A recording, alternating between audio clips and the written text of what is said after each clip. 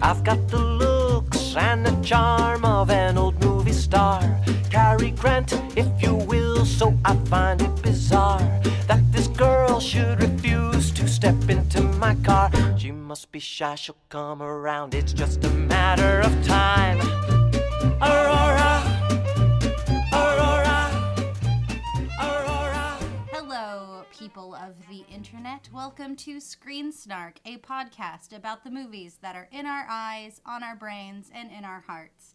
I am your host, Rachel Quirky Shank. And I am your other host, Matt, a.k.a. Stormageddon. Did you like that? Yeah, I did like that. That was good. That was good, off the top of your brain. When people ask me what this one's about, I'm like, yeah, it's just like a casual movie podcast. And I was like, I should probably come up with like a phrase to like wrap it up. And I was like, it's about the movies that are in our eyes and on our minds and in our hearts. And that was good. There you go. Yeah, usually the description on Facebook is a podcast for movie lovers by movie lovers. Oh, I like that. Just because That's cute. We have experts. I'm making finger quotes. We are not experts. No, we're not. I'm an expert in a lot of things, but not movies. I have expertise in being mediocre at a large swath of projects. That is true. You have a plethora of like, skills that are all in the middling area. I'm like okay at a lot of things. Yes, and I can only speak to that because I too am the same. Yeah, and honestly, I'm nailing it. Like when it comes down to it, I've always been like, I want to be mediocre at a large number of things. Why don't you nail introducing our guest? Oh yes,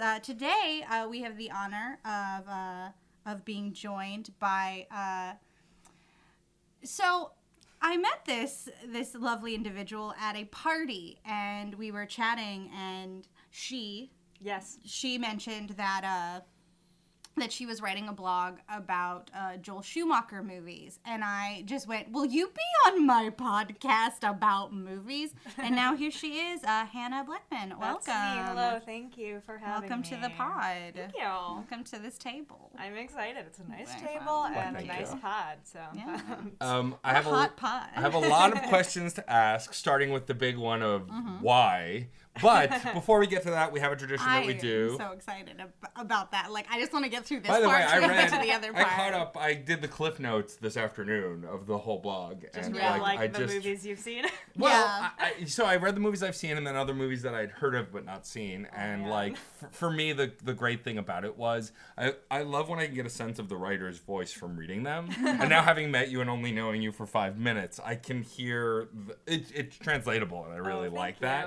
There's a lot of pressure on my mediocre, non-professional writing, but thank you. No, I loved it. Well, that's okay. We thought have a it lot was of great. pressure on our mediocre, non-professional podcasting, so true. we're all in the same boat. But as you loyal listeners know, that we start the show off by talking about the movies we've recently seen, and yet again, I will mention a movie I saw and then ruined by seeing another movie. Yay! As of when we were recording, it had just passed my birthday, and for my birthday, I forced my friends to come hang out with me and see the new Venom movie. Oh, yes. Birds in the wind. Because I love Venom. He was ruined in many other properties, and I thought at least Tom Hardy will be entertaining, which he was. And while I'm not going to go in depth about the movie, because I've watched another movie since, I will say that it is the best homosexual boy-on-boy relationship I've ever seen in one body. Is literally my review for it. I do have to say I am glad that you did see another movie, because I've already talked about Venom on another project that I'm doing a bunch. And long story short, one of my co-hosts was like, yeah, Venom and A Star is Born are the same movie. And I was like, They literally are. Yes, okay. I will just say that Which one did I enjoy watching more? I haven't watched either of them yet. It was Venom. I will say that if you're a fan of Venom in his comic book incarnations, this movie gets it a little closer. I think you have to have a sense of humor going in to see it. Yeah. That's what I'll say. So moving on to the movie I did watch. Thanks to the wonderful people at Certain Point of View. Hi, Certain Point of View. Hi. They have a podcast on that network called Another Pass with Case Aiken. Rachel will be a guest on there. Yeah. Probably before. By the time this episode's come out, probably it'll and have aired. And if not, just go back or just, if it isn't out, wait for it. If it is out, go listen to it. Exactly. What did you talk about? Deadpool 2. Oh, interesting. Yeah. And so Anyway, when I first joined the Big network, Boros podcast. Jesus. when I first joined the network, I had this great idea because I love the idea of taking another pass at mediocre scripts or bad scripts to do what I think is the greatest travesty to comic book movies in the history. And yes, including on that list, Spider-Man 3 and some others. Excusez-moi. The worst thing is, of course, Green Lantern. Suicide Squad. Oh, wait. I liked that movie. Suicide Squad? I haven't seen it It's yet. dirt, but I liked It's, it. oh, man. But I have what many people call bad taste. Oh, I see. So, take that so with do a I. grain of So salt. we'll Yeah. probably agree on a lot of things. But anyway, so I rewatched Green Lantern because we are doing a full network, except for MJ because she's busy planning a wedding. But otherwise, besides MJ, a full network takedown of the Green Lantern movie. And so I rewatched it just this evening, and it is still terrible. Yeah. It is terribly paced. The acting is piss poor for an incredible cast. It's crazy that Martin Campbell directed that movie. Yeah, it He's had a good director. a good director, good writers, and a great cast. And Yeah. but I think, well, so for me, my first gripe with the movie is the incredibly terrible CGI. For a movie that came out in the 2000s, it looks like it was made in the 90s. It's just awful. The idea to do the full bodysuit Green Lantern digitized for the aliens made sense. They're already computer animated. But to do it for Ryan Reynolds made no sense. I get the idea of putting him against the animated characters might have looked weird, but still, he should have been wearing an actual suit, not some kind of computer-generated nonsense. You Yeah. can always highlight with CG, but full creation is always a little awkward. Like, Yeah. my big pitch for the armor in the show, so you can get a little preview, is I'm going to pitch that the armor should have been a Green Lantern bodysuit like in the comics, but then the armor that he puts on when using the ring is piecemeal on the suit, like shoulder pad, sort of Yeah. like how Vegeta looks in Dragon Ball Z, like this Yes, shoulder pad please. armor. Yeah. Because that would look cool, because you'd just be digitizing part of it. Yeah. But doing the whole thing. So anyway, it's still a mess. The lead villain, Parallax, who's voiced by the incredible Clancy Brown, is wasted. Yeah. Because he's barely in the movie. Instead, we have Hector Hammond, played by an actor I can't remember the name Is of. that Peter Sarsgaard? Yes, it is Peter Sarsgaard. I got you. Thank you. And so many problems. Like, he's not as young as he's depicted as in the movie, which is fine, but they treat him like a child. I get it's supposed to be like the old man loser living alone thing, but like he is suddenly a charismatic villain when he wasn't before, and like his lines and like just the mannerisms and the prosthetics, all of it is just so terrible. And also, he shouldn't have been the villain. Sinestro should have been the villain. He should have Yeah. stolen the Fear Ring sooner to fight Parallax, defeat him on his own, or join him and then fight Hal Jordan. Yeah. That all sounds a lot better. Yes. I like haven't thought about that movie in so long. Me neither. The only time I saw it was at a midnight showing when the thing was like I was young enough and excited enough about comic book movies to go to a midnight showing. And that movie is so forgettable that what I remember about that screening was a couple rows in front of me was a little girl. Tiny, probably like 9, maybe 10. Young enough that what she was doing was adorable. She was leaning over and explaining Green Lantern lore to her father. And I Amazing. was so there for that I have warm fuzzies about the movie because of her. That's she was just legit. like, yeah, that the yellow is fear. And it's like, yes. And it was just one of those moments where it's solidifying that comic book movies are everybody's movies. Yes, like, totally. This entire like nerd thing is for everybody. Now, I could poop on the movie the whole time, which is very easy, but Yeah. I try not to punch down. So I'll talk about what I did love about it. What I did love was the aliens. All of the aliens looked really cool. And then there, particularly the Lanterns who weren't Hal Jordan, I thought were great. I thought that, what the hell is his name? Who played, maybe you can help me, Hannah, played try. Sinestro, Mark Strong. Oh, the Mark Strong, best. he was great. He's always great as a broody villain. Yeah. Jeffrey Rush as Toma Ray is the bird-like Green Lantern character. First of all, I didn't realize it was Jeffrey Rush until I looked it up today. Also gives a great performance. And then, God rest his soul, Mr. Michael Clark Duncan as frickin' Kilowog was also an incredible performance. Yeah, I remember remember liking the scenes when they were on the planet because it was such a charismatic cast, and they all were just like, "Fuck you, Hal Jordan." I was like, "Yeah." Well, and also, at least, like, the only person who looked out of place was Hal Jordan on Oa, which was all computer and CGI. The reason he looked out of place is because he was a floating freaking head with a digitized body, and it was terrible. His face also was strangely red when he wore the suit. I noticed the coloration was weird, and my friend Anastasia, who's currently staying with me at the moment, pointed out whenever he put the costume on, his waist got smaller. Oh yeah, they skinnied him down. And like, I Crazy. just thought, he's already a thin man. so it's either two things: they actively did that, which is fat shaming, and I hate that, or they just the graphics sucked so much they couldn't tell that they had done that. Yeah, or they built a body and then he put on a little more muscle and they're like, that's fine. Yeah, that's good enough. Because like when they digitized to thin down Steve Rogers in Captain America, you could still tell it wasn't real, but it looked pretty good. That's like 1/3 a real body. Right. And 1/3 Chris Evans and 1/3 magic. Right. Yeah. Whereas this was, as far as I can tell, he wore a green screen suit on a green screen and they just filled it all in. Ugh.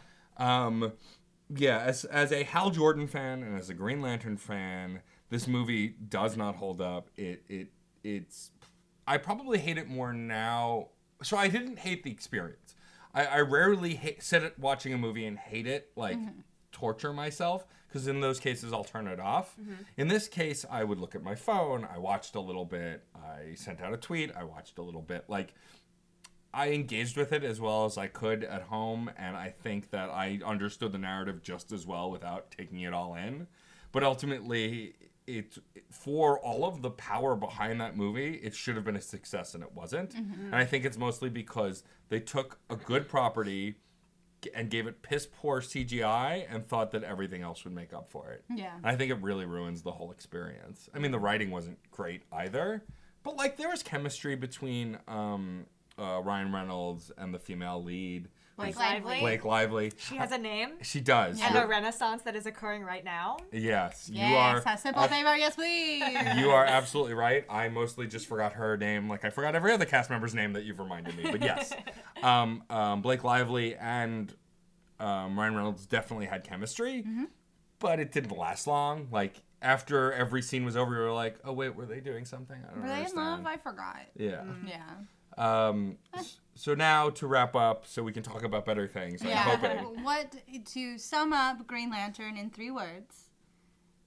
What would they be? Those 3 words. Green animated crap. Very good. Yeah. Very good. Rachel, what did you watch recently? Oh, Hopefully it was better than Green man. Lantern. It was. So I'm going to talk about the saga to remember this. I've been super busy since we last recorded, and I was racking my brain going, I had to have watched a movie after Road Del Dorado. I had to have done this. Yeah, of But course. I've been trying to like catch up on like television. I've been watching Hilda. I've been playing the Switch. I have Breath of the Wild, Yes, and like I that's see you pretty online much frequently. dominating the entirety of my existence. And I was like, shit, I'm not gonna have a new movie, and I have things to do this week, and I won't be able to watch one. And then I was like, wait. I went to a Fathom event movie. Oh. Oh, yes. There is a well-lauded manga turned anime I love this so much. about a world where 80% of the population are superheroes. And it follows the story of a young boy born without any powers named Izuku Midoriya, who becomes, through time, the greatest hero while studying at My Hero Academia. I saw the My Hero Academia movie 2 Heroes, and I loved it. So is the movie take place during the anime? Is it standalone? Yes. Okay. So, in the series, Because I'm genuinely interested because I haven't watched I it mean, yet. and anime movies are a real like toss-up of what they are and how Yeah. they fit into canon Yeah. and Yeah, etc. and so this is sort of like a side shoot off Okay. of like they did an entire episode in the series where they were like outside of their characters, but their characters, you know, like anime does, where Yeah. they're like, I'm All Might, and you're watching my show that I'm fully invested in, other than this moment, to tell you about this movie that's happening. And I'm like, I'm dying, my hero. And so they did like a little preview episode of like the idea of what the movie was gonna be. Gotcha. And then Izuku is like, but aren't we in the middle of tests? And he's like, but this is a side quest. And the movie was amazing. The side quest is All Might takes his protege, Izuku Midoriya, to this island of scientists. It's called Island. It's a floating island. And they're having sort of like a convention where they're showing off new hero tech and all this. And like all of the classmates are there through sheer weird writing things, and I loved it.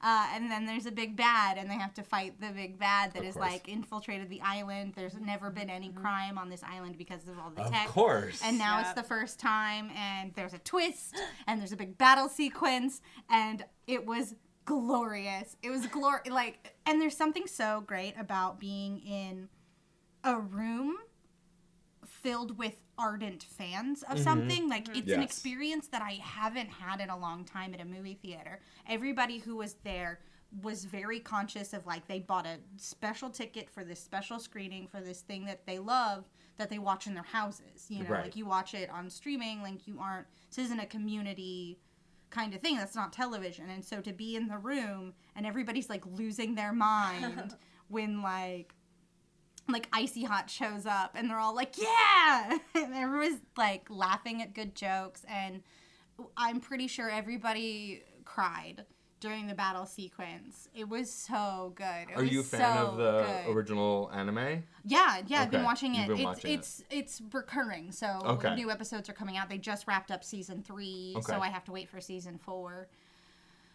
And is it English dubbed or is English it? dubbed, yeah. It We is watched English the dubbed. Okay. Yeah, sorry. Japanese nerd English internet. subtitles or dubbed? What's your preference? I like dubbed. I'm the same. But then again, I come from the era where Cowboy Bebop was my introduction to real anime.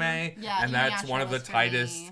voice casts in probably the history of American I grew anime. up watching Toonami, and it's Same. like, well, that's it. Yeah. Like, Yeah. that's what Besides these Dragon characters Ball Z. sound like. This is how it is. Yeah. and Yeah, other unless versions the were dub is different. like super, super bad with something like, I don't know, Attack on Titan. I've heard it's not great. Yeah, but I need to rewatch Attack on Titan with the dub because there was so much visually going on. Sure.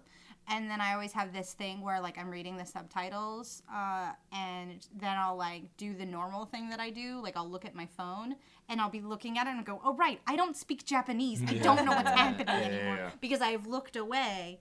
The dubs for when you have busy hands and busy eyes.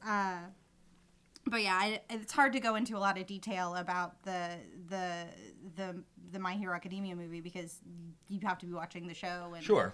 You know. Is it an anime that you would recommend to people who... Absolutely. It's really well regarded, and I love it. And I'm such a little anime fan kid these days. I believe but the this term one, is weeb. I am I've such heard. a weeb. I've heard.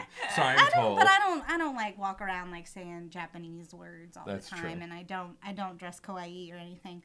Not anymore, at least. But I highly recommend Cool. it. Can you it's start with really- the movie, or should you watch the show first? You should definitely watch the show first because the emotional journey that you go on with the main character Izuku and his hero and the hero of everybody, All Might, is like super important, and so like these moments that they get together in the movie are just like really stunning. Got it. That's why everyone was crying because it was just like. Is it more school drama or superhero adventure? I'd say it's a nice combination of the two because Cool, the whole cool, thing cool. is they're superhero students learning how to be superheroes in the classroom. So like their tests are now you fight each other, or your test is you have to rescue people from the building or whatever, and like they're learning how to be professional heroes because in this world it is an option in the same way you could be an accountant or a doctor. Jobs.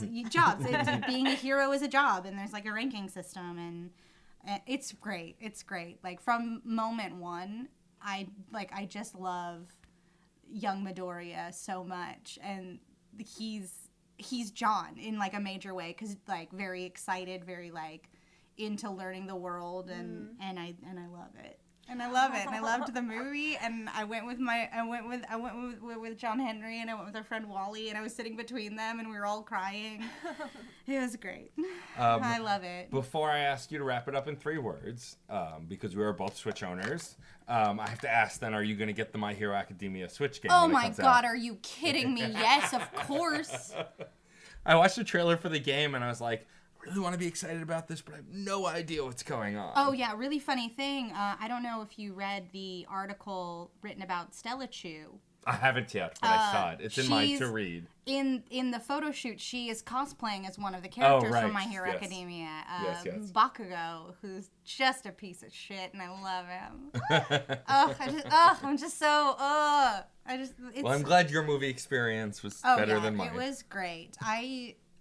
I really do want to do more of those like Fathom event things. I do too. I used to do the I used to do the National Theater Live. And I still do when they've got good programming. Yeah.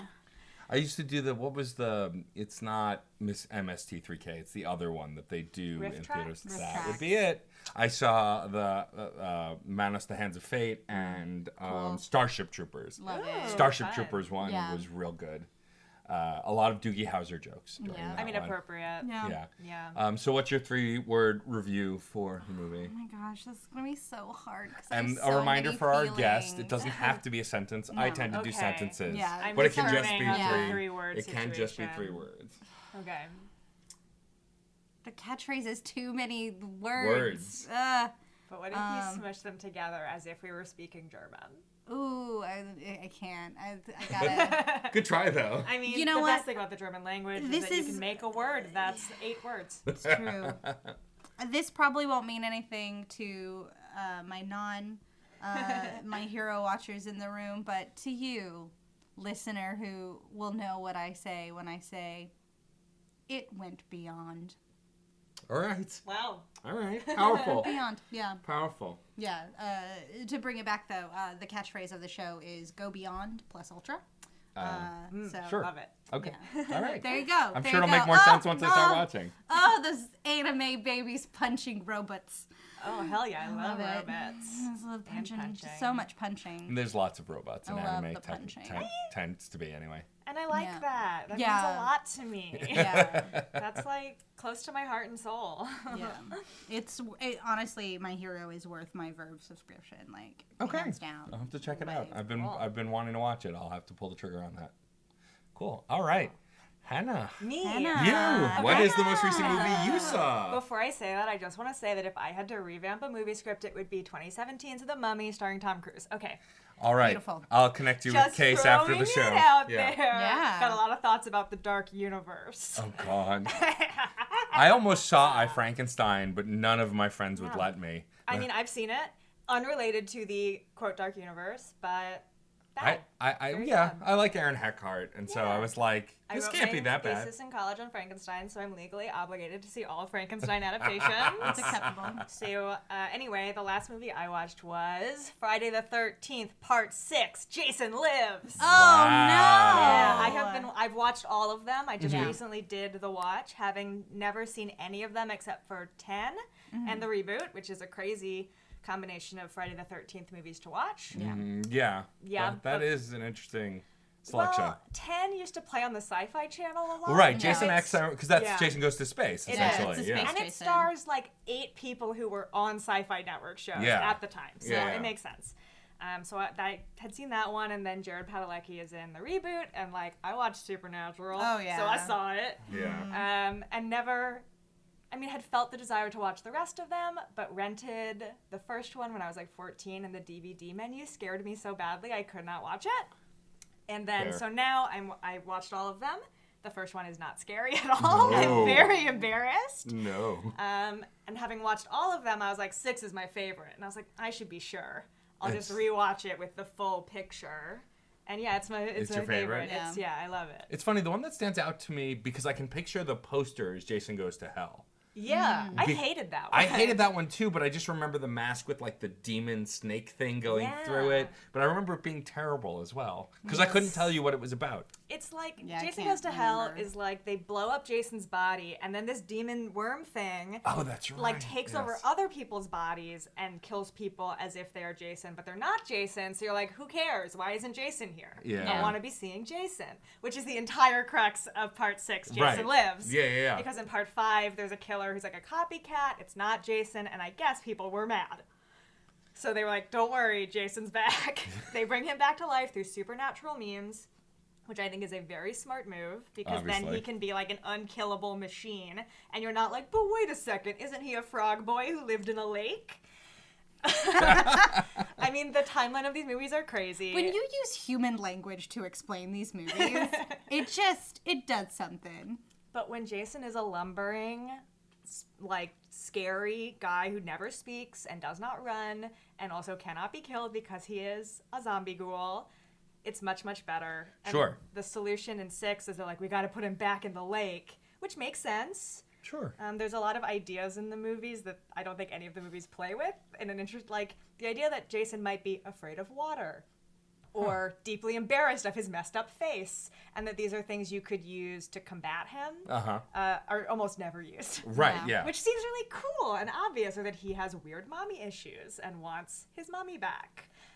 That only a couple of movies do, and not that part 6 does any of those things. No, yeah. But it's really fun and funny, and it has the least nudity. It feels the least exploitative to me. Cool. Which I like. When did that one come out? Do you remember? 86, 85, somewhere Okay. in there, like mid 80s. Okay. And it looks it, and you can tell. But I just had a good time. And upon watching all of them, I was like, you know what I love? That Tommy Jarvis trilogy.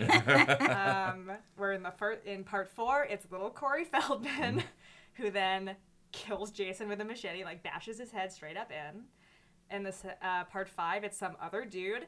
And then in part 6, it's like a really cute boy who is clearly emotionally stunted after having a horrible trauma when he was 12, and now he's like 20 and he's never kissed a girl. Like, some fun things I like in that movie. Yeah.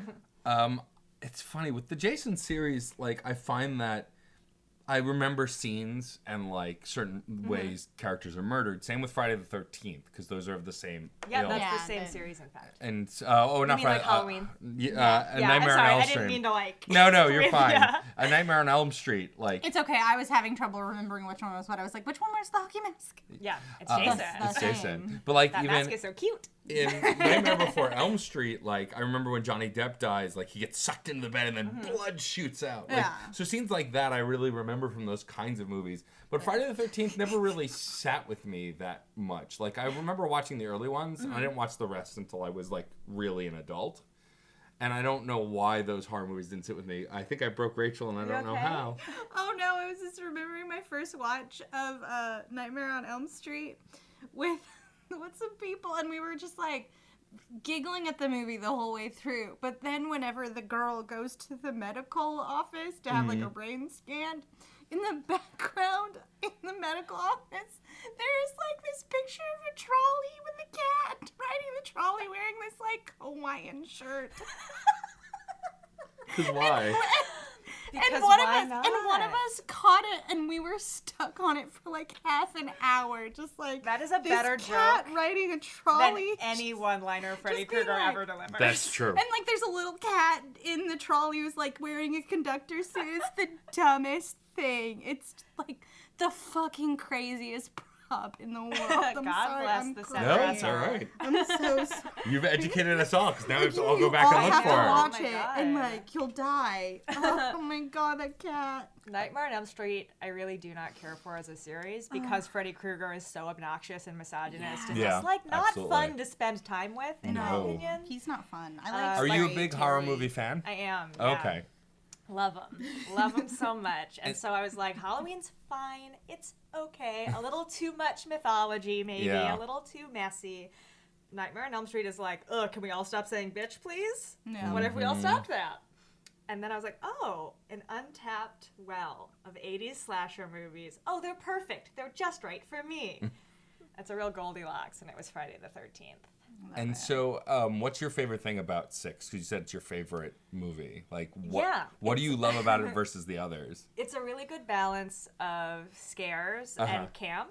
Like, it's the first one that I think really leans into being really campy and kind of silly. So it has kills where, like, Jason rips a girl's head off, which is crazy. Right. There's one where he shoves a girl through a wall. Like, not in the normal way where he throws women through windows, but, like, pushes her face into a metal thing so it creates a shape of her face. Oh, my God. Like, it's really silly, and it's unpleasant, and you're like, oh, no, you like the characters enough, you don't want them to get murdered. But then when they do, you're like, dang, that was kind of fun. That was kind of cool. He bends a guy backwards and kills him that way. Like, there's all these fun... It has fun kills. They're at camp. The camp has kids, which is, like, never a thing. Yeah. And there is a weird moment where you're like, is Jason going to kill those kids? Oh, my God. Which is fun and adds, like, an interesting flavor. Yeah. So it's just, I found the most enjoyable to watch. A lot of them have weird slow spells where girls are like, let's go skinny dipping. And you're like, okay, let's move past this, please. She's going to get killed in the lake. Yeah. I'd rather have, like, what is this couple doing getting engaged in the middle of the woods at night? An interesting setup in part 6. There's actually a great series I saw on the internet where great and terrible things both live. This couple did their engagement photos and they spoofed Jason. And so, like, the series of engagement photos is, like, him proposing with Jason in the background. And then, Jason gets progressively closer until the two of them, it, like, says true love, and they're all bloody and gutted. And Jason's, like, walking away. It was brilliant. So That's perfect. It was brilliant. In my creepy little spooky heart, that's perfect. I love that. What would be your 3-word review of Friday the 13th, number 6? Campy, gory, fun. All Camp right. is a pun. Go, I get it now. That's very good. I get Thank it. you. I was thinking about it. So, Hannah, of course, I want to talk about the blog. Yep. And I want to talk about Joel Schumacher, Yes, who's your please. choice My of guy. subject. He's your guy. So obviously, I'm sure there are a ton of reasons, but, like, I would just love to know the thought process to pick Joel Schumacher versus the thousands of other directors that are out there. Yeah, totally. About this time last year, this is a narrative. Get Yes, ready. I'm ready. I'm buckled in. October. It's cold. The leaves are falling. And I watched Near Dark because the Blank Check podcast was covering it. Mm-hmm. And I was like, I've never seen it. So I watched Near Dark, an 80s vampire movie. Mm-hmm. And was like, cool. This movie's really good. I've never seen The Lost Boys, an iconic 80s vampire movie. That's a good I one. haven't seen that. What? It's cool, dude. Yeah, Great I want to use watch of it. music, Yeah. very stylish, super gay. Super gay. Extremely about how, like, you don't need a heteronormative nuclear family to be happy, which I like about it. Mm-hmm. So I watched The Lost Boys and was like, dang, this is great. And also, Kiefer Sutherland is so cute. So cute. Like, it was a game changer for me. I was like, I don't know what to do with how I feel about how cute Kiefer Sutherland is.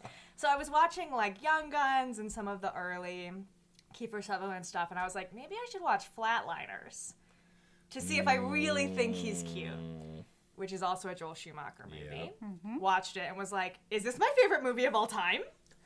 Answer, yes. And then was like, wait a second, St. Elmo's Fire, like Lost Boys, Flatliners, like I really liked Batman and Robin growing up. Do I love Joel Schumacher? And I looked at it and I was like, I don't know. I haven't seen a lot of these, but the ones I have seen, I remember thinking relatively fondly of for most of them. I was like, huh. And also back to the Blank Check podcast, not to give them free publicity like they need it. It's okay. But I was like, you know, they talk about directors' filmographies, and they would never cover Joel Schumacher because he has made too many movies. And I was like, I'm gonna do it. It was like, by that point, we were coming into the end of December, and I was like, I can make this a year project. It's good to have something to work on, to keep yourself busy, to stretch my little creative legs. And I was like, I'm going to do it. And then I committed to it. It's 2 movies a month, and I'm almost done. Almost done. It's amazing. And I really enjoyed it. What would you say? So is Flatliners your favorite of his movies as well? Yeah. It is. Did It's you see just the great. remake? I did. And does it hold up to the original? No. Not at all. What makes the original so special for me is that it is really gothic in theme and presentation. Everything takes place in these unbelievable halls that are beautiful and have like mosaics and murals, and there's wafting tarps, and it's like really extra. And that gives a real flavor to the proceedings of the story, which otherwise could be kind of like dumb. And the remake is just like a very sterile. It seemed very thriller. sciencey. Yeah, it's super sciencey. It's very cold and like clean, and also there's too many jump scares. Like the moral, thematic elements were lost. Okay. Yeah. So it did not work for me, Except or for most people in America. Yeah, that was something that I was noticing as I was sort of giving like the quick skim to some of your blog posts, specifically Phantom of the Opera. And it's something I hadn't been thinking about because I did not like the Phantom of the Opera movie, as most people did Most not. people did And not. I did not initially either. Yeah. It's got its problems, but I love the way that you are using your words and also like picking stills from the films, and you're like, this is extravagant and opulent, and like taking a bubble bath in champagne, and I was like, it is like that. Yeah. I like Carlotta.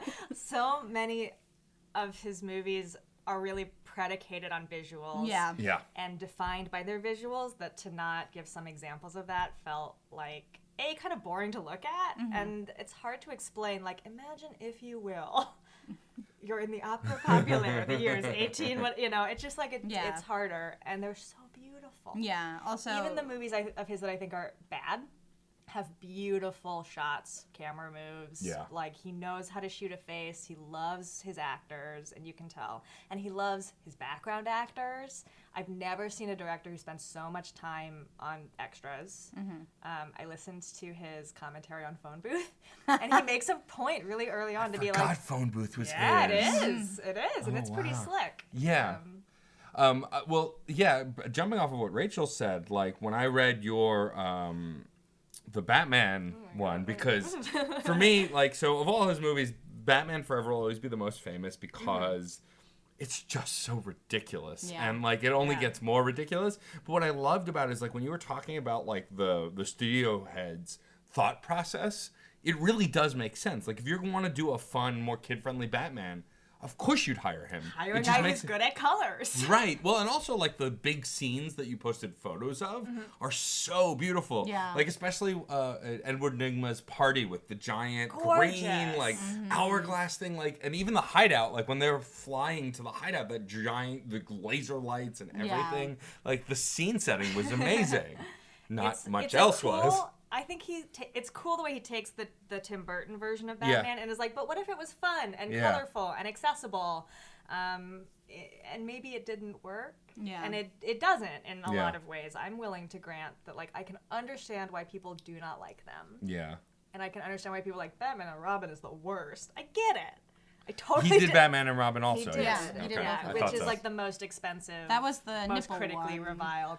Yeah, Everybody's mad at the nipples, and it's like, what's so sad working past Batman and Robin is like I read a lot of reviews from other critics at the time just to like get a sense of what people were saying or whatever, and almost every review, and if you go on Letterboxd too, like any Joel Schumacher movie post Batman and Robin, people are like, can you believe the guy who put nipples on the Batsuit made a movie this good? And you're like, yeah, come on, I can, yeah. actually. And I don't find the nipples that offensive. Yeah. No, I mean, at all. What always drives me crazy about those conversations is that there were so many more things worse about that movie. If you're gonna nitpick in like a comic book way, sure. Yeah, like that would nipples, whatever. My biggest nitpick was what they did with Bane, because I was a comic book fan, and Bane is another super intelligent, brilliant, I made my own suit character, and instead he's an oaf. Yeah, I'm with you. And that's then a bummer. And I actually didn't hate the idea of Arnold as Mr. Freeze, only because I have a soft spot for Arnold in a lot of his movies, but also the scenes with his wife and like those scenes weren't terrible. Yeah. They work for me. He's I delivering a good performance. And I like the one-liners. I think it's genuinely funny. Like when he's telling his thugs to sing, that's a Batman, like Adam West Batman moment, and I appreciate it. Yeah. You know? But then Robin is much more in the Adam West vein, and people were just like, what is this? I know. And I get it, but I was 8 years old when that movie came out, and guess Exactly. what? I read the novelization like 8 times. Yes. Like, I loved it. I loved the everything video about game it. at the time, too. Oh, like, man. Yeah. I have to say, in the 30 plus years I've lived on this planet, I have definitely watched Batman Forever and Batman and Robin more times than I've watched Batman or Batman Returns. Like, I have watched those more. Well, because those other two aren't as memorable. I will say I think Batman Returns is like a perfect Batman movie. It's I exactly agree. what I want out of Batman. Yeah. But if Batman and Robin was on TV right now, I would sit down and watch the whole thing. Me too. Oh, yeah. Every So time I flip it. watchable. Yeah, absolutely. Like, and I think of the villains not really being portrayed well, I'd say that Poison Ivy was written worse than Mr. Freeze. Yeah, she has a hard time, but I do think the movie treats her with respect, which Yes. is nice. Yeah. Yeah, Like, I did appreciate it's that. very nice that she's not just like a sexy villain. She's Also- like, I hate men and I'm going to use my sex appeal to kill them. And Yeah, it's like, exactly. yes, thank you. And the movie never does like a sexy up and down of her. Like, Yeah. maybe because Joel Schumacher is super gay and it's like, women, I don't get it. I don't get it. It's the vibe I get. She's from plants. him. I don't know. Also, I think I am of the opinion that Uma crushed that role. I really like her. in- She did everything like, she could with it. In Yeah. the I just Yeah. It's not I a perfect just- script, but she's No. so campy. she's like selling turned up to it. 11. Like- she is like taking that scenery and making a meal out of it, and she Mm. is like, I am poisoning you. Literally, if it Yeah. was the Adam Yeah. West Batman universe, no one would have a problem with this Perfect. movie. Because even George Clooney was not a bad Batman. The problem with George Clooney is he's always George Clooney. In every movie, Yeah. he's George Clooney, He did which not made work for me. which makes for good Bruce Wayne, I feel like, but not a good Batman because he's not threatening and Batman is scary. Even in the comedy, like everyone's afraid of Batman. Like they're afraid of what he'll do or how they'll stop him, and there was Yeah. none of Clooney's that. like such a gentle dad. Yeah. And so much of that movie is about like making your family strong. Yeah, That like I get when they were like, this warm guy in cozy turtlenecks is gonna be perfect. right. And there's he is the weakest link in Batman and Robin for I would me. agree. I would absolutely agree. But you know, at the end of the day, when all like Bruce and Dick Grayson and Barbara are standing there like partners, yay! I'm like, yay, same, hooray, I love it. Right, I'm exactly. so happy for these nice friends. Yeah. That stuff's really cute. And Chris O'Donnell, one of our first superhero Chris's. Yeah, that's Who true. is Who's wonderful. often forgotten too. Yeah. Oh, no, I will never forget Chris O'Donnell. He was because, like one of my first crushes. Oh as yeah, a child, because for there was sure. an important awakening for me Yeah. whenever Riddler had him in his clutches Yep. and was like, and he's never been naked with a girl, and I was like, oh my parts, oh my parts. Chris O'Donnell is very good. Yeah. He weirdly, in Batman and Robin, looks younger and is better as an actor. Yeah, I didn't understand that Crazy. either. There's something about, like, maybe it's because in Batman Forever, he does a lot in his, like, funny circus costume. And that, he's like, also brooding he's- more, I feel yeah, like. In Yeah. he's that one. obviously like, I'm 30 and I'm doing my best. Yeah. And then by the time you get to Batman and Robin, he's like having a good time, happy to be there, Yeah. peeling rubber off his lips in the sexiest thing 8-year-old me had ever seen or could ever have fathomed. Rubber lips. Shut up, Chris Kissler. Oh my god. Right? And he's in danger a lot in that movie, He which is. also appealed to me Yeah. as Sure. a young woman.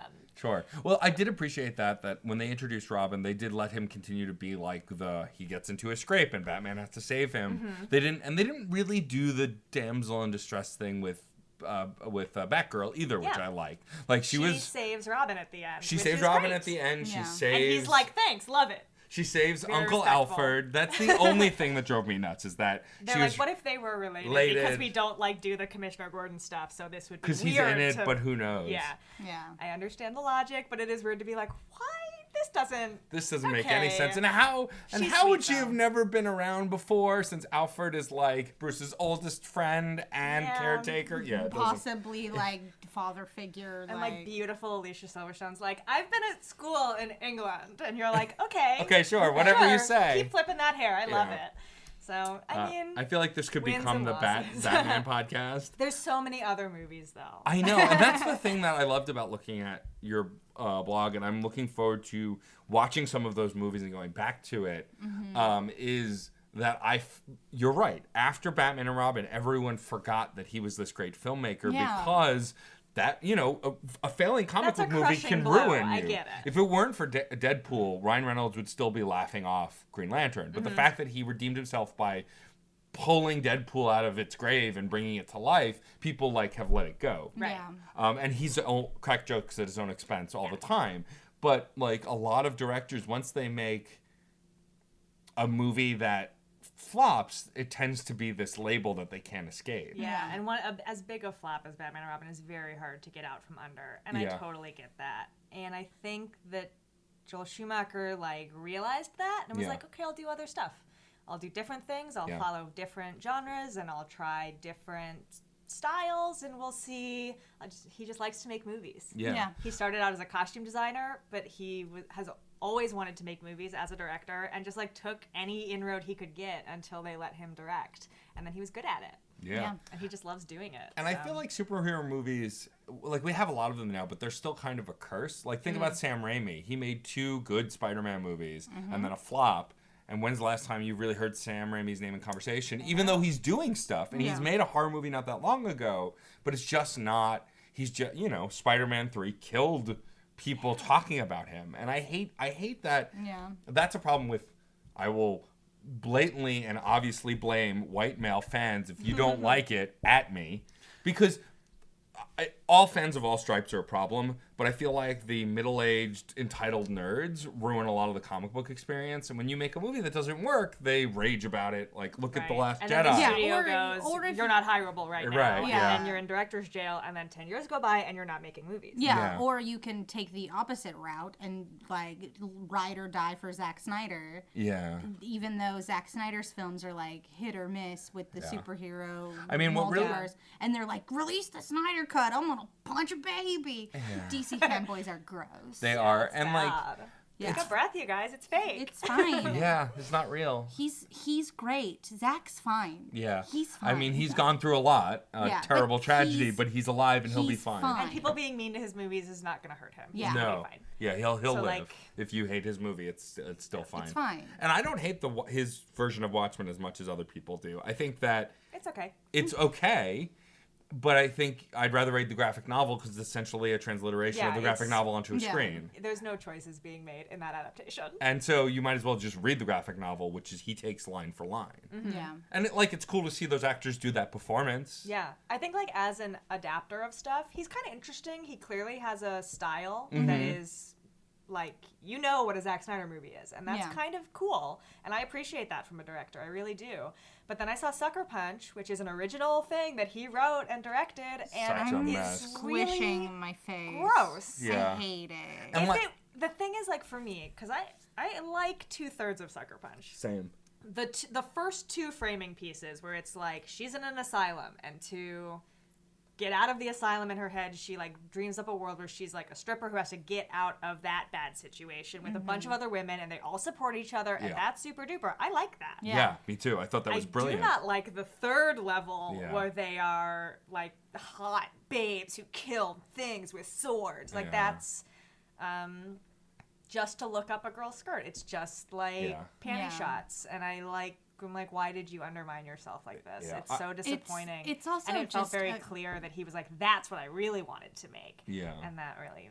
Because I thought that I loved the lead in that movie. I love the supporting cast. I Yeah. think Oscar that Isaac is great in that movie. Oscar Isaac. John Hamm, just too. Yeah. What a piece of crap Oscar Isaac is in that movie, and He's I loved terrible. it. Ooh, he's so and slimy. I loved it. But I thought the battle scenes were really cool. And Yeah. like if he had stuck with the battle scenes being about the fighting and about like trying to break free and not about panty shots, Yeah. we might have had something. Because I thought that the action choreography was actually really good. He knows how to shoot that. Yeah. But the problem was it wasn't about that at the end of the day. Yeah. No. Very And it ruins the disappointing. whole It movie. really, And it it's- undermines the rest of what he's trying to say. Because Yeah. the whole rest of the message is a amazingly feminist, badass, empowering message that he then undermines in that 3rd level. Yeah, and it's just like I've never had action scenes in movies like hold up the plot so much, because it's like this is what it's like when she dances, and it's like okay, maybe but you can I should watch show her dance. Maybe Yeah. have her dance. I don't Like, I get the Dancing can idea of also not be showing her sexy. dance because you don't want to, like, demean or whatever. But, like, if at that Yeah. point, if you're going to demean in the fantasy shots, then what does it matter? Yeah, I just Like, if you feel don't want to like- sexualize it in life, but you want to sexualize it in the fantasy, what's the difference? Exactly. Yeah. Also, I Totally think agree. you can always do a really good like Spielbergian reaction shot, like Yeah. where everybody she's watches her dancing. Everyone, like, their, Everyone's like, "Oh my their God." mouths drop. Yeah, and, like, you know, yeah, like- absolutely. That would be way better. Don't show it, but don't give us katana garbage. Katana garbage is a good way to put it. I just think if you're going to do 3 levels of dreams, the last level should be a snow fortress where Cillian Murphy cries. That's the that's a third good level one. dream emotional That's payoff good. that I That's want. good. Nice Inception, Paul. I like that. Thank you. What do you think is the most creative movie Joel Schumacher has made? Maybe not his best, but most like interesting or unique. And please note that I'm not done with my watch. Yes. I still have about 4 movies, I guess. 4 or 5, maybe. I'm just curious. This is very interesting. Because we talked a lot about his visualization. Yeah, they're all over the, like, looking All at your over the blog, top, I was like, what? Yeah. St. Elmo's Fire? And he's written very few of them himself. Right. So the idea of like a full creative vision is like St. Elmo's Fire, Yeah. Flawless, which is terrible. He's trying, but it's so bad. And like he has a writing credit on Phantom of the Opera, which I think just means like he worked to adapt it. I was gonna say he must have touched up the Yeah, he like stuff. there's some trimming and there's some other stuff that has his touch in it. So like for visual like directorial creativity, it's definitely the early stuff. I mean, they're in Flatliners and The Lost Boys. He does this thing where people are falling, but it's obviously the actors like standing on a platform like acting, and there's fog and there's wind, and it's like a shot I wish he made his thing. Like it's so cool and fake. And I think what I've come to and what I keep repeating as I get to the end of this project is that his best work is the stuff that's like slightly unreal. He lives most happily in a world that is heightened. Yeah. And when it gets too real, it kind of falters. And when it goes too far, like that doesn't work for everybody. So like probably like the creativity and like vision of like what Batman and Robin became is probably like the peak of like, hey, what if we did this? What if it was this? Why not this? But I mean, I think if it comes down to like what's the Joel Schumacher movie you should watch to get a sense of what he does, and also it's a good movie, it's The Lost Boys. Yeah. I mean, why is this scene bright red? Why not? Yeah. Why is there this sexy saxophone guy? Why not? Like it's all of these sexy touches, sax man. which are I like need to watch this memorable, movie. iconic, really feed into what's happening emotionally in the story. Like, why is the end of The Lost Boys all red? Because it's violent and passionate and emotional, and you want to feel that looming, like, heat all the time. I think as a marriage of style and substance, Phantom of the Opera is actually, like, pretty flawless. Maybe I just watched it and it's really speaking to me. I think 8mm is actually really impressive in what it's doing, though it's maybe not a good movie and many people hate it. I talked myself into liking it and I'll stand by it. And Flatliners does really cool stuff with color and setting. That's great. Well, I mean, also... there's a lot of good stuff in there, Yeah. honestly. I think we should spend more time talking ourselves into liking things. I think so, too. You said that and I was like, we should focus on doing that more. Maybe was- talking ourselves into things. And Watching 8mm was crazy because it's like a very dark, gritty movie about murder and rape and stuff. It has this like beautiful beacon of light in this Joaquin Phoenix performance. Yeah. And I watched the movie and I was like, okay, fine, good. And then I was like, what is this movie trying to say? Boy, Joaquin Phoenix is so good. Why is he so good? What does that mean? Oh, is this on purpose? Oh, what if it is? Oh, if it is, that's the best thing I've ever seen in my life. That's a nice... I like you walking us through your actual train of thought, because I feel like we've all had that experience with a movie. We're like, this is bad, but this part was good. And if that was the focus of the movie, then it's really like, and just going through those steps. I mean, that's essentially what I did with Venom recently. Is like I talked myself into liking it. I walked out of Venom and I was like, that was awful. It's so badly paced. What is it doing? It's all over the place. It's crazy. And then like 20 minutes later, I was like, I would watch 100 of these. Right. Yeah. This is so engaging. My to- heart is in it. Not to spoil it because it's still relatively new, but like there's a scene where, you know, if you know the Venom character, you know he comes to Earth and he wants to destroy it, and then it turns into he wants to destroy Spider-Man, and then it turns into he's kind of okay being there. And they go through that really quick in the movie, and there's pretty much a line where Venom goes, I want to stay and I want to save it because of you, Eddie Brock. And like, it's just such a wholesome moment. From a character that's just been rage and ripping people apart and trying to eat things. Couched in like a vocal performance that is nonsense. Yeah. Makes no sense. None. I've heard that Tom Hardy's accent is every borough of New York at once. That doesn't really bother me. It's Yeah. kind of hilarious. He's actually, I think, for the first time in a long time, speaking in his own tone of voice, Yeah. but with this funny accent. And then he also does the Venom voice. Yeah.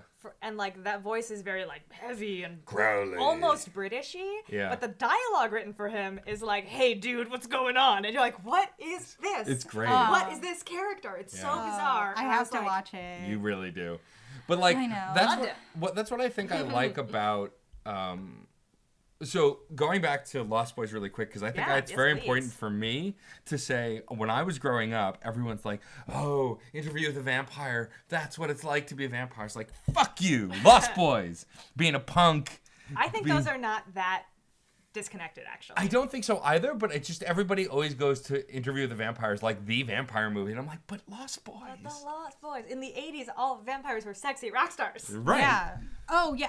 My fashion definitely came from I was Lost reading Boys, at least a little something bit. So good. on the internet where they are both terrible and wonderful things, and someone had just like done this like quick little blurb like, I bet in the 80s if someone had told Lestat that vampires were gonna glitter, he'd have been mad. And they were like, no. Lestat Absolutely would have not. been like, no, why didn't I get to glitter? I want to glitter. Can I glitter, The please? entire crux of Lestat's character is that he's like, I want to have fun and be fabulous always. Yeah. And the moment he gets a chance to be a glittering rock star, he does. Yeah. Yeah. Like, and then he walks out on stage and is like, hello, I'm a vampire, love me. And they're like, we do, fun. Like, he's a drama queen. And Yeah. like a crazy bitch who's like, my boyfriend wants to leave me. What if we adopted a child? Like, what a mess. I love it. Oh yeah, no. Oh, I have I so love many- Which those. is very similar to what's happening in The Lost Boys. Yes, that is a very true. similar of like, how can I make my family function? Maybe they need a mom. Or, etc. Yeah. Or I how guess can my we need, weird I guess little we need a punk crew competent work? woman. It's funny thinking about vampire stories. A lot of them are about family. Like even there's a recent version of Castlevania that's on Netflix, an anime version. And I've only watched the first season. I think the second season is either out or coming out. It's coming out soon. But the whole crux of the first couple of episodes is like Dracula meets a woman who's his match, and then they become this like couple and this family, and then the town murders her because she's with a vampire. A real Hotel Transylvania situation. Right. And then he kills everybody because Yeah. he's Dracula. Of course. But I never really thought about it that way. But that's There's really something interesting. too, like, and this is a Joel Schumacher theme as well that carries across many of his movies, is that like your biological family will often let you down. And that doesn't mean you can't make something that functions as a family, that supports you and loves you and cares for you. And that's just as good. Yeah. And a lot of vampire stories are like, you were rejected by whatever you were part of, and that's why you became a vampire, pretty much. And now we're your family because we're all like you. We're all vampires, and we're all weird, and we all love like being crazy or whatever. Like, And killing lots of we people. love to eat and people. depending on who's writing it, eating deer, I guess. Yeah, I mean, vampire rules are up in the air. Well, You can that's do because whatever you want, which is We what's fun haven't about found it. any real ones yet. No, Yeah, yeah. they're too So- good at hiding. Yeah. I like the lores that, and a couple of shows have done this. Now we're just a vampire podcast. I love it. This is, But this is a diversion I'm into. I was Yeah. obsessed with the American The right version season of Being Human. Because Sam Witwer played the vampire character, and I love him. And like, dreams. I love that in the modern lore of vampires, like before the sun would kill them, but then as adults, because of the polluted air, they just have to wear sunglasses to survive in the I sun. love the idea that a vampire, like, over time, like, just, like, gets over a lot of that stuff. Yeah. It's like when you grow out of your childhood allergies. Yeah, Another digression. Anybody read Abraham Lincoln Vampire Hunter? I haven't I yet. did. I read So it. I love that book. Yeah. And that book has a ton of goofy vampire lore about, like, Didn't after they that. make it into a movie too? Yes, Oh, they did, and it's sorry, not sorry, great. I have sorry. some funny stories about forcing my friends to see that movie with me, but I won't say them. But like that book has some cool stuff of like, yeah, after about 100 years you can go out in the sun, but like, be careful, don't stay Yeah. out for too long, and like those sorts of things, Yeah. which I really liked. Also, great book, highly recommend. Yeah, All it's, right. I read it because I was super into Pride and Prejudice and Zombies, and I was like there for it. And then he started doing that, And a lot of Abraham Lincoln's life takes place in the Ohio River Valley. Yeah. Which is where I grew up. And I'm pretty sure there's a scene in that book where he's like fighting some vampires on a dock in my hometown. Nice. So like, That sounds I was good. like, yes, please. Thank you It's a for all of very this. well-researched historical biography plus vampires. And there are vampires. And Yeah. it's great. It's great. Yeah. Also the audiobook's really good. Yes, it is. Yeah. It is really good. That's usually where I go to. I do a lot of audiobooks these Yeah. days because I'm too busy to do other things. Makes sense. Busy hands, busy eyes, audiobooks. Okay. Busy hands, busy eyes, do the sub. You can't see it, but Rachel's making a lot of hand gestures. Yeah. It's It's a great. nice, clear 3-gesture move. Thank Yeah, you. it was good. Thank you. One day I'll do something visual. Never. Yeah, we do a lot of visual gags on our audio medium. We do. I mean, as you should. It's part of the medium. Right? my Obviously. understanding. I love to explain what we're physically doing in this space. Before we wrap up, Yes.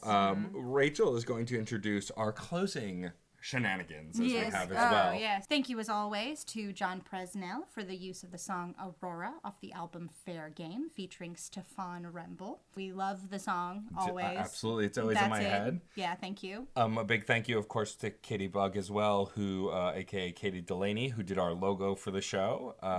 We have in the works at some point a updated version, as now I have crazy colored hair and you do not. Yeah. But thank you for making that logo. It's what you see when you first come to our page and go to iTunes. So thanks for that. Rachel, will you give our guests their final question before we get their infos? Yes. Hannah, Yeah. if you could choose any movie trope to be real in your life, what movie trope would that be? My favorite narrative trope of all time is reincarnation. Yes. Where you're Nice. like, wait, I know you. What is it from? Our past lives where we were in love. Or whatever. That stuff like totally works for me. That like recurring like people, stories, circle elements, that Groundhog Day repeating things over and over again until you get it right. So that would be cool. I rad. guess. I It's like my that. favorite That's good. and it'd be fun. You're the first guest to have something on deck. I'm very impressed. I think a lot about fiction and narrative, so Excellent. you know. Where can our loyal listener find you on the internet? Okay, I am available on Twitter, Instagram, and Letterboxd at HS Blechman. That's B as in boy, LECHMAN. I hate that. Like, I only use that one handle, and you can find me there. And if you want to read my Joel Schumacher project, and maybe next I'll do Tony Scott, I don't know. Thinking about it, I got some options, and it's like maybe Yeah. I'll do Tony Scott, maybe I'll do Kenneth Branagh, maybe Ooh, I'll Kenneth do Branagh's a good Kenneth one. Branagh's maybe a little too similar. Yeah. But I love him. Anyway, that's at hannah-bleckman.com. Also available as a link on my Twitter and stuff. All right. So, yeah, say Thank hi. you for coming on the show. Thank you so Thank you for This having was a me. blast. So much Oh fun. my gosh, it's so crazy. Um, so nice. please go check out her blog, Yeah. website, whatever you want to call it. The internet's weird. I bought a domain for it, so Yes. you might as well. Please go read it, though. It's really great insight great. into a director that I'm not super experienced with and feel like I know better just from reading it. Yeah, my also, if you don't gosh. like reading, there's GIFs. There are gifts. There's yeah, gifts I've learned and how to make photos. gifts for this. And Sometimes you have Case, if you happen to listen to this episode, bring her on your show. You Yeah. guys can talk about There you a go. movie that needs fixing from the Joel Schumacher canon. I'm Oh sure no, there's. I'm very firm on this The Mummy situation. Oh, okay. I I That's saw that it. movie 5 times in theaters. Case, get on it. I Hannah, love it you, as the it mummy, stands, but do it it. needs help. Thank you, as Thank always, for you. listening. Thank you for being our Oh, guest. Yeah. sorry, I jumped in. No, it's That's all okay. right. Thank You're you good. So much. Of course, if you're listening now, please rate and review us if you Yeah. haven't already. Thank Tell you. a friend. You can write us at screensnarkpod@gmail.com. You can find us all over the internet. I, of course, am at DJ_Stormageddon. I am Rachel Schenk, SCHENK on Twitter, and Rachel Quirky on Instagram. Thank you so much for listening, and we'll see you at the movies. That's it.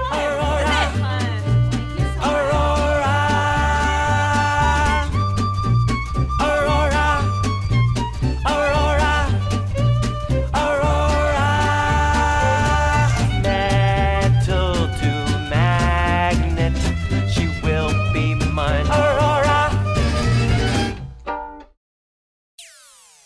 People of the multiverse, I'm Rachel Shank. I'm Scott Thomas. And I'm Patrick Willems. And we want to tell you about our brand new podcast, The Infinity Podcast. What is the Infinity Podcast? We're not sure. It's definitely about the Marvel Cinematic Universe, and it might tackle what actor should play Cap next, or what is up with Jeremy Renner's Instagram. Ooh, Anthony Mackie and very little. It absolutely takes us down the road from Infinity War into infinity, with an infinite number of detours along the way. So it's not your typical Marvel podcast. And it's available wherever you get your podcasts. So please subscribe, review, or even just check us out.